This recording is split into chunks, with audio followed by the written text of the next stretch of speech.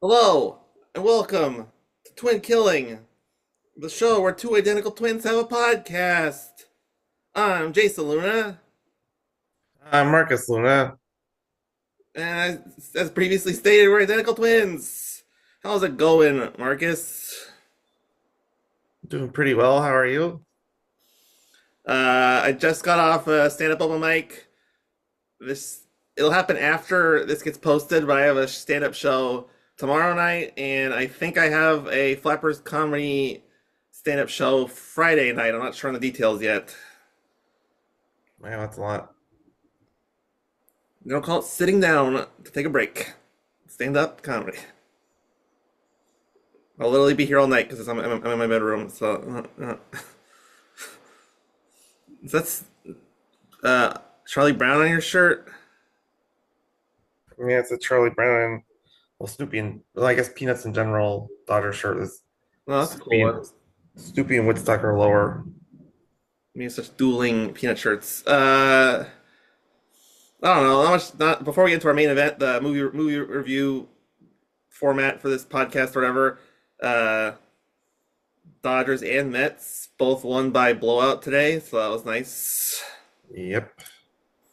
I'm always more impressed with the Mets win by blowout because I expect it from the Dodgers and the Merrill Kelly was doing really good, and the Mets had to wait like 7 innings to get their runs, but they got like 7 of them in total, I think. Yeah. Dodgers one was weird because they couldn't get to I wasn't watching it. I had to listen to it because Me I was at too. work, but they got to who was their pitcher today? It's hard to tell with the Marlins. Victor Belozzo. Belazzo.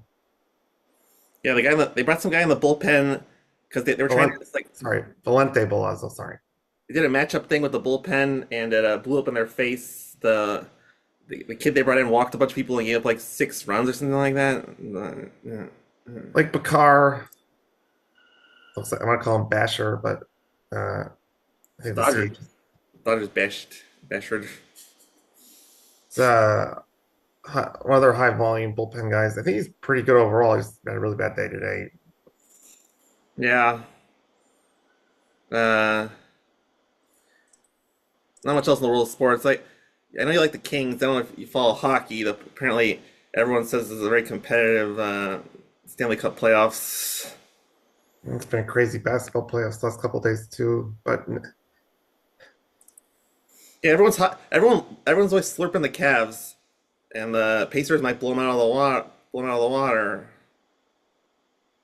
Pacers had to come back, and the Cavs had multiple people missing. I'm actually not sure if they're coming back soon. The people that were missing. I heard, yeah, on the radio they said at least one of them is gonna be out. So basketball's exciting, despite no Lakers, and football's boring because it's off season. So but yeah, Yeah, sport update. So let's get right into it. It shows not exactly the show hasn't been free form exactly, but a bit prolonged. But we're gonna get into it a little more aggressively with a movie review. I wanted to review Sex and the Other Man, starring Stanley Tucci, but Marcus didn't get around to watching it, so we'll never know. Or probably maybe some other time. That movie is really weird. I think he'd be good fodder for a show, but yeah. And then yeah, I saw you haven't seen either of the whatever.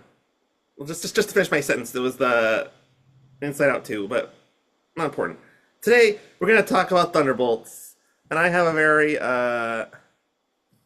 you know, whatever you want to call it, other-brained, neurotic way of doing it.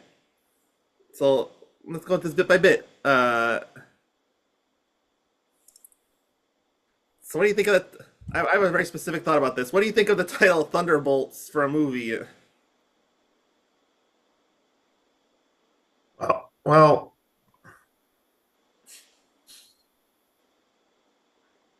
I didn't know the asterisk part was officially part of the title till I saw the movie. Yeah, I was in advertising a lot. Oh, that was confusing. But as a Marvel comic book person, uh, it was exciting that they did it.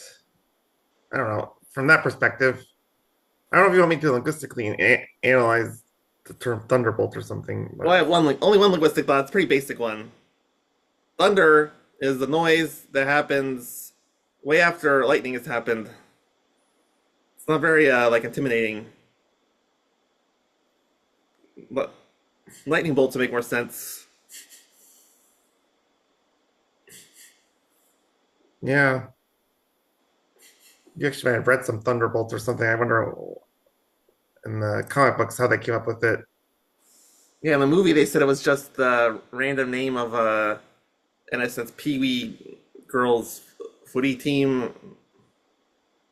Team Yelena is on as a kid, yes, before she gets abducted into the red room and goes down her assassin training path.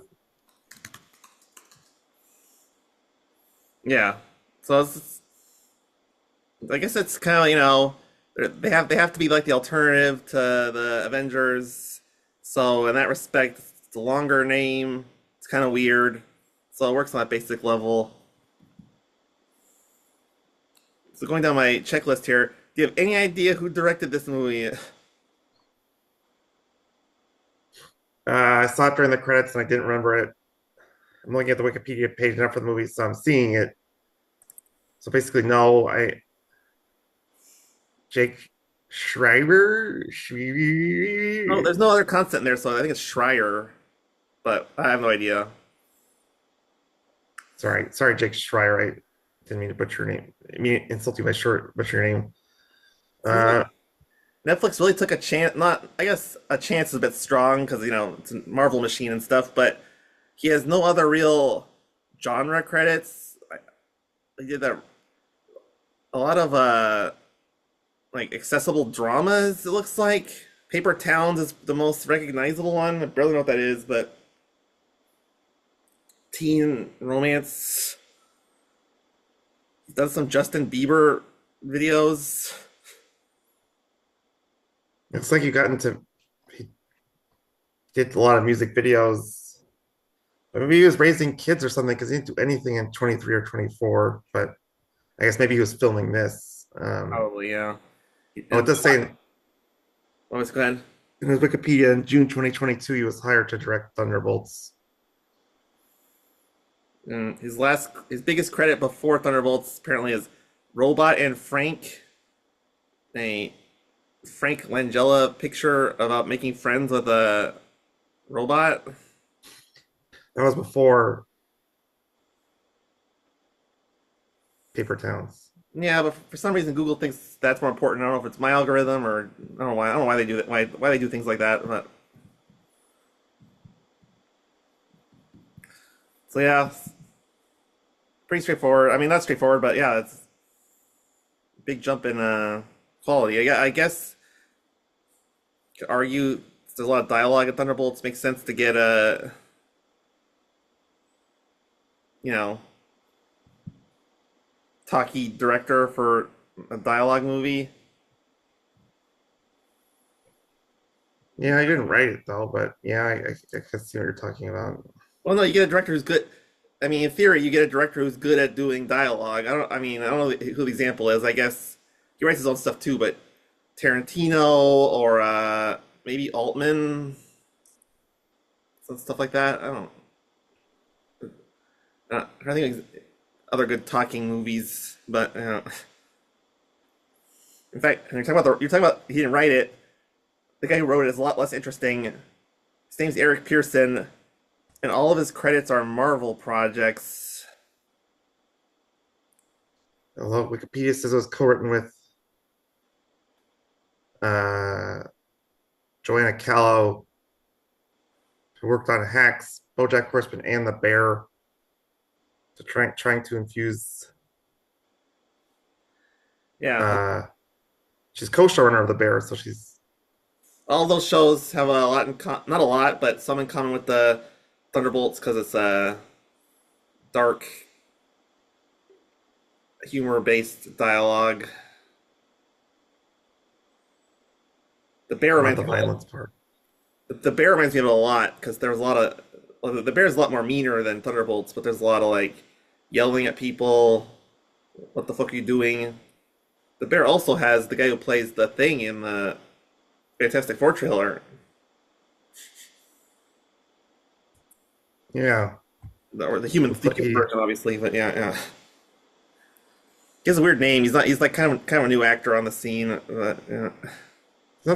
it's not that new because it was a few years ago. The Punisher Netflix show came and went. He played what's the name of Punisher's It's like genius weapons expert? Micro or something like that. I'm pretty sure he played Micro in that. I wouldn't even recognize him. He definitely trimmed his hair and started acting more like a guy from New York.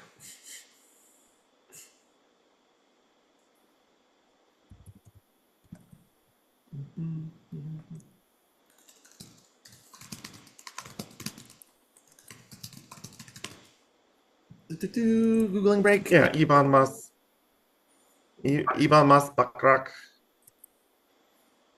Yeah, good for him.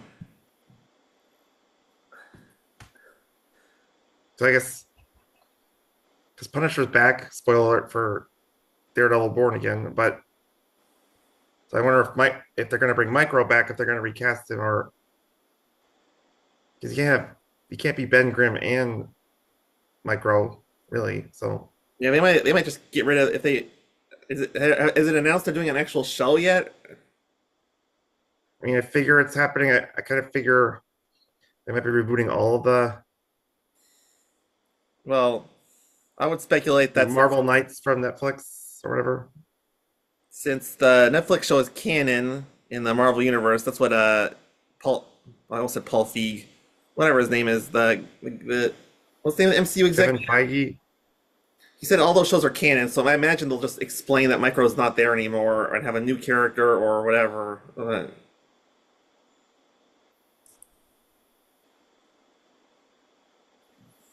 Technically, both characters are canon in the MCU.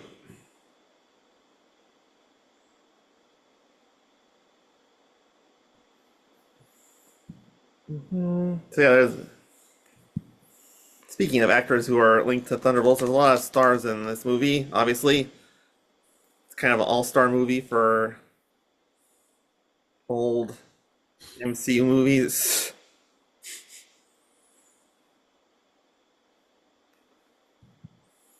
We should definitely come up with more of a structured format for discussing the cast or something, but oh, whatever.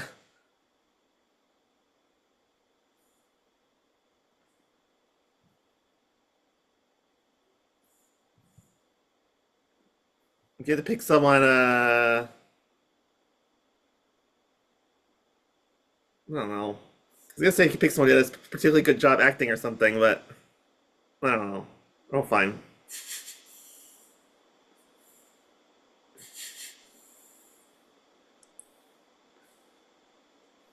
Yeah.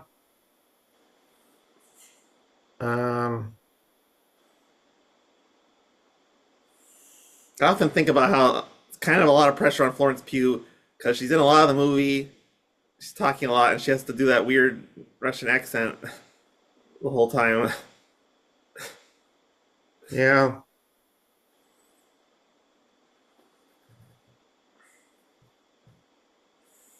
Hmm. I thought particular. I mean, I just like him as an actor, but the Sebastian Stan had some good nuance playing both congressman and Bucky Barnes anti-hero or whatever.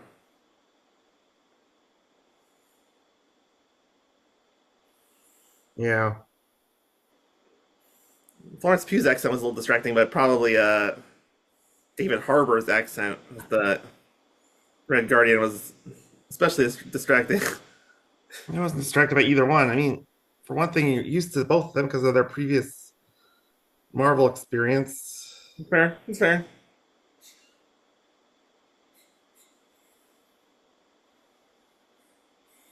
Yeah, I don't know. I wasn't the type of movie for acting standing out, and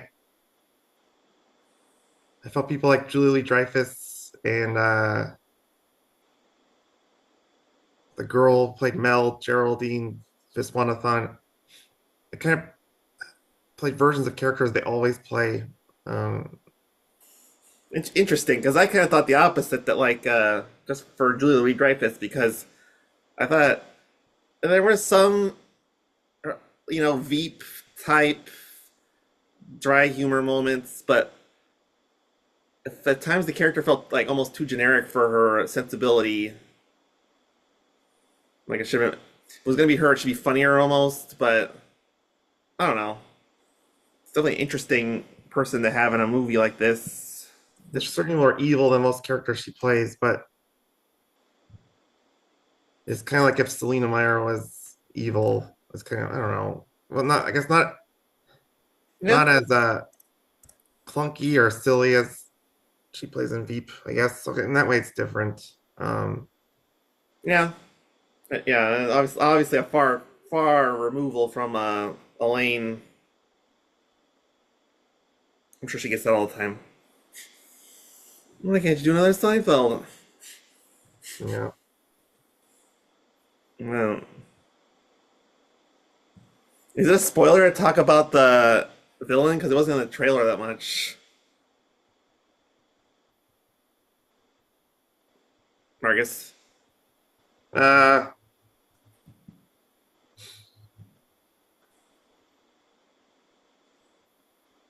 I don't know. I don't know which was, but I didn't know anything about it going in, but I'm someone who avoids trailers like crazy before I watch for a movie I want to watch. Um, The odds are like three listeners are listening right now. Vague spoiler warning. yeah, character's interest is Bob becomes the villain. Yeah, I'm talking about how it was unique and interesting to have Julie Dreyfus in a movie like this, but I don't know the actor that well, Lewis Pullman apparently, but it was definitely an interesting character because it was played for laughs, like just like in the principal, a random guy who's there and can't do anything. But there was a lot of like, even before the big reveal, the superpowers and stuff, a lot of like emotional pain you could tell, and it was kind of it was interesting. uh, he hasn't been acting for that long, and I didn't see a lot of his movies. But Bad Times at El Royale is a very disappointing movie, and I think I remember he played a character like this, and definitely in Top Gun Maverick. Even he always he's kind of typecast in the roles, or at least partially, he's kind of someone who's lacks confidence in himself, and so it's interesting. This one, I think this is the first role like that where he goes into a darker Yeah, sort of path with that. Um,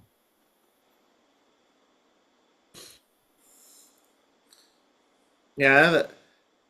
We can go. I guess we go start going. We're already getting to the plot, but one of the surprisingly rewarding things about this movie, especially in hindsight, is the message. I don't think an MCU movies really had like a, almost feels like some kind of not religious, but like, you know, emotional lesson in a movie. But the whole like he becomes a shadow guy, and they convince him to become come out of it and stuff. It's very like I don't know, positive for people like all of us at some point. I'm sure have gone through like depression or imposter syndrome or whatever you want to call it. I think that was pretty unique for an MCU movie to kind of shoehorn that in. yeah,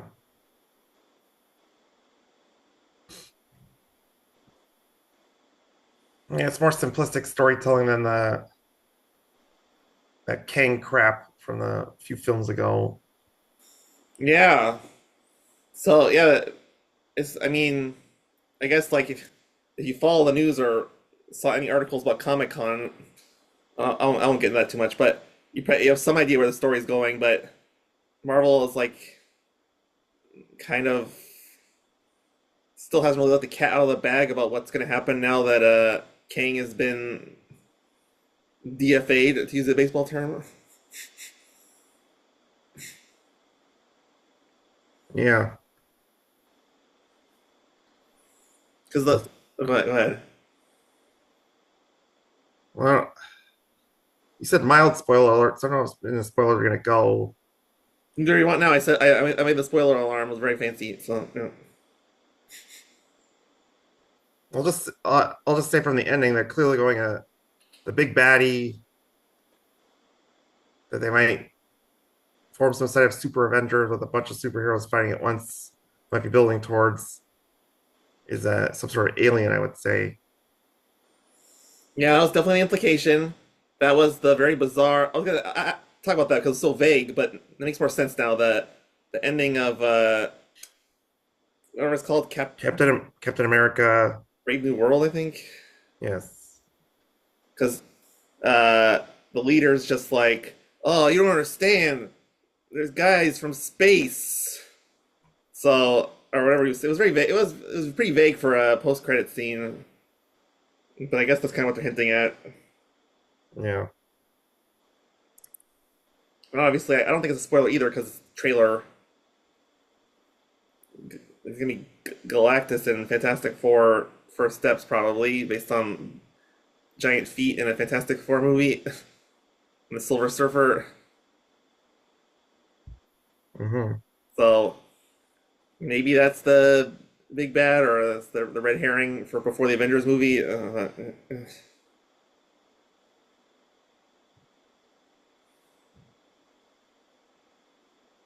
Yeah. So what's on the docket for MCU? Because obviously Fantastic Four is next. Was there anything else that was hinted at yet? I don't know what's after let's see if I can find a release schedule.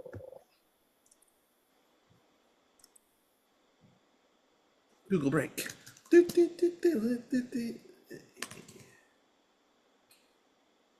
Uh there'll be the Ironheart show will come up before Fantastic Four.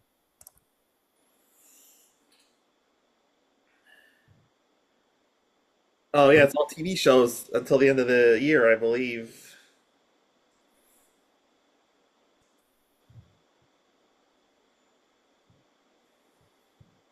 Yeah, that's what I'm seeing too. And then assorted, just like Infinity War and Endgame, assorted Avengers dust settling over the next 2 years.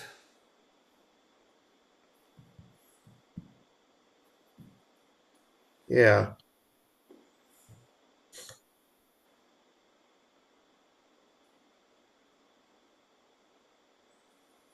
So it looks like it'll be Fantastic Four and then a big break to make you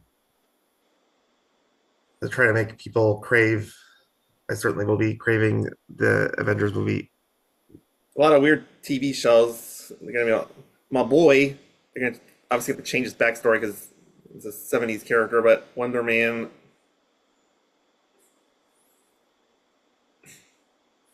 He's also an actor. I mean, come on, come on. Who doesn't like Wonder Man? Apparently everyone, but yeah.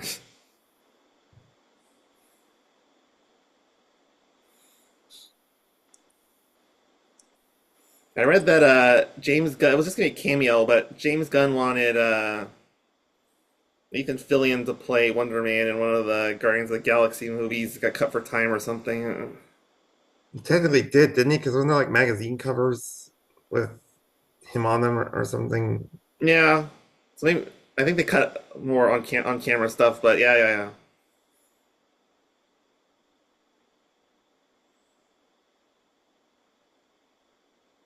Killian is a James Gunn loyalist. He's in Slither, and then he was in you know better than me, whichever the his version of Suicide Squad calls it the, or is that the one without the? The is the good one, or the better one at least. He was in that very small character. Yeah, the arm. I think it was yeah arm fall off boy or man or I mean the movie, but yeah. Yeah, Well, member of the Legion of Superheroes. That's right. Yeah.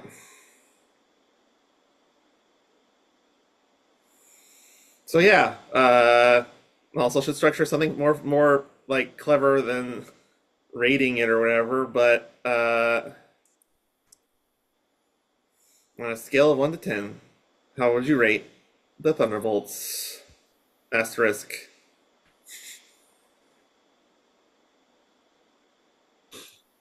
I have a hard time with ratings because I don't see the point of giving a film I like. I feel like I wouldn't give a lot of. Probably wasn't perfect, but I'm leaning towards 10. I think it flowed well. Um, Uh, yeah, it's a movie that definitely I like more today than right after I watched it. When I watched it, I noticed a lot of this happens a lot in MCU movies because they're sticking to a straight line connecting all these movies, but they want it to feel fun and organic in the moment. So there's a lot of like long dialogue scenes that don't like feel like they add up and blah blah blah. But I'd probably give it a little lower, but still pretty high, like an 8, 9. I think it lacked a lot of the like I don't know satisfaction of like wow, end to end that was perfect plot wise. Like my favorite MC movie, Captain America: Winter Soldier, Iron Man 1,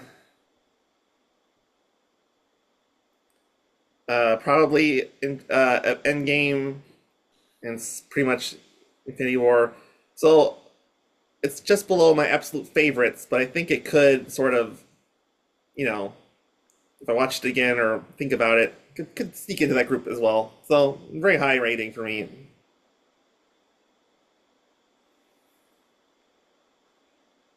Yeah, really need to punch your end. Well, more structure in general, but punch your ending for this segment. But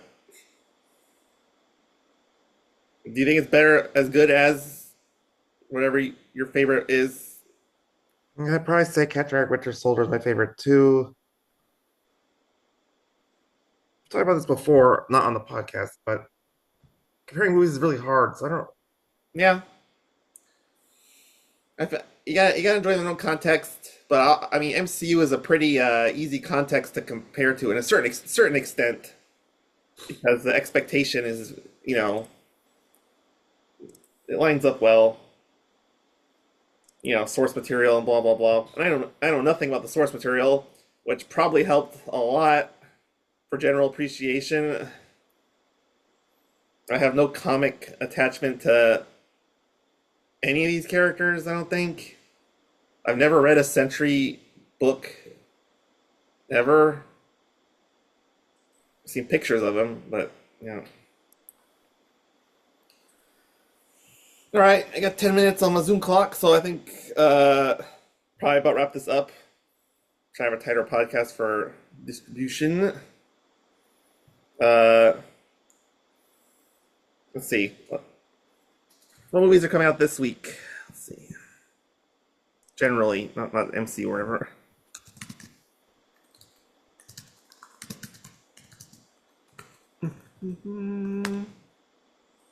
Not 2035. They actually took a guess on what movies coming out in 2035. Okay.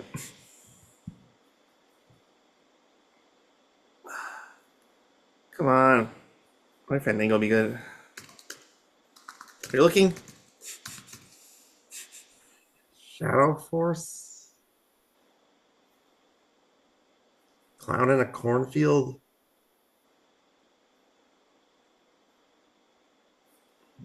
Coming soon. Juliet and Romeo pop musical. Definitely not. Fight Yeah, or Flight. It's really that weak of a. there's a ton of indie movies or whatever you call them. Well,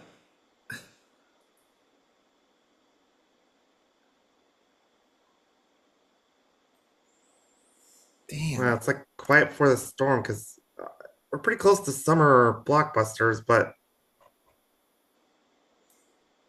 I'm looking at Friday the 16th too, and there's no wide releases.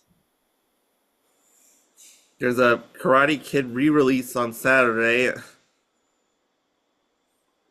Some kind of Wizard of Oz screening for Mother's Day. There's a little in wide releases. I mean, there technically are wide releases like Josh Hartnett in an MMA movie, it looks like, and Clown on a Cornfield and Uh, Shadow Force. But Ben Whitley, wait, the guy from Flash Forward on Disney in some movie. I don't. right, but whatever. We can go through all of them and point out how small potatoes they seem. The next big weekend is the 23rd when Mission Impossible and Lilo and Stitch come out. Interesting. Neither of us have seen. I don't think. Did you watch Mission Impossible Part One or Yes, I did. Oh yeah, I have to watch that first, and I don't. I haven't missed a single Mission Impossible movie. Usually don't, but kind of dreading having to watch that on my computer or whatever. But whatever. Would you regret it? It's bold take for the podcast. Mission Impossible has clearly surpassed James Bond as the premier worldwide action franchise, non comic book action franchise. Yeah, I would say it didn't start until the third Mission Impossible. I don't think even that's not really much of a hot take, but those movies have been awesome ever since. So yeah. So maybe next week we'll talk about Dead Reckoning Part One, or talk about Sex and the Other Man, the movie everyone wants to hear about. Young Stanley Tucci, you gotta get in that female demographic. I'm gonna try going to a movie a week. Make myself go to a theater. I got the Tubi. That's probably as far as my direct obligations will go for now. Yeah. Speaking of obligations, it's hard for me because of my soccer obligations. But Oh yeah, that's right. We got MLS season too. We didn't talk about that in our abbreviated sports update. well, be one-sided conversation. You don't follow it at all, and Nope. Oh, the Galaxy good? Maybe. That's all. oh, definitely not. They won a game yet. They were 11 or 12. I think we're a dozen seasons into the game for them, and they haven't won a game. But I switched allegiances. I'm an SDFC fan now because I jumped on board to the expansion train. Gave up on the Galaxy? It's a family. It's a family team. Just too good opportunity to jump along for an expansion team.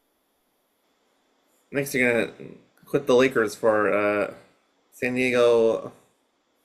Be balling. I talked about this with my soccer friends. Because I think San Diego is trying to get, in theory, a basketball team and a hockey team. They'll take a lot of money to build a stadium or whatever. San Diego loves paying for public funds for stadiums. But if that ever happened in my lifetime, I would think about that too. It'd be harder, but fine. Proclamation. I'll do it because it's just the expansion team thing is stressful, but it's so much fun. It's worth it. Okay. Good to know. Next week on Twinkilling, talk about a movie. And try to make it more of a either a fun game or competition between the two of us or something. And see you next week. You have any other parting words, Marcus?